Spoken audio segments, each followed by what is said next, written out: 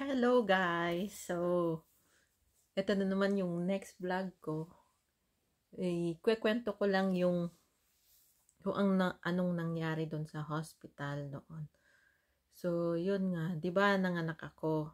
Sinabi ko sa inyo noon na may tubig sa baga si baby. So, yun ang tawag doon, chylothorax. Bale, parang ayaw sa maraming fats na iniinom. Halimbawa yung milk, hindi pwede yon kasi dadami yung tubig. Naglilik yung tubig sa lungs ni baby. So yon, bale halos isang buwan din kami doon sa hospital. Nahirapan kasing huminga si baby, kaya nasa ICU siya ng halos isang buwan. Tapos hindi ko siya pinapagatas dahil bawal sa kanya, dahil dumadami yung tubig sa baga niya. So yon, mga parang 2 weeks yata na meron siyang special milk.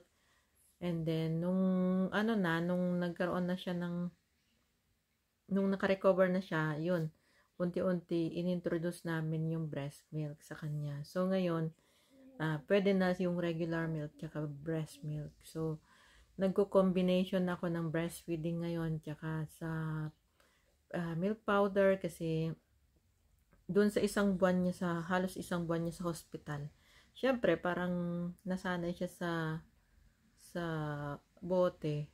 Wala siyang tiyaga sa pag sip-sip ng milk sa breast. So yun, ngayon after breastfeeding, pinibigyan ko ulit siya ng bote.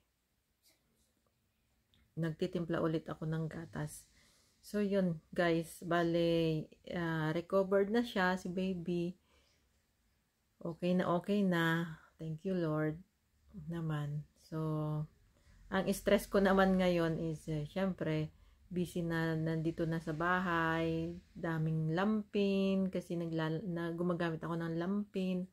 Tapos makalat sa bahay syempre dahil mayroon akong isang anak pa na 4 years old or 5 years old.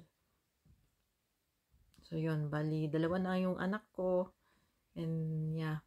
So full-time mom na ako, na full time na yung pagiging mommy ko sa dalawang anak ko. Tapos si Habi syempre nagtatrabaho. So yun, okay na ako, okay na si baby. Salamat sa mga nag-pray sa kanya, salamat sa nag-pray sa amin. Kahit hindi ko kayo kilala, salamat sa lahat. Yun lang po, and see you in my next vlog.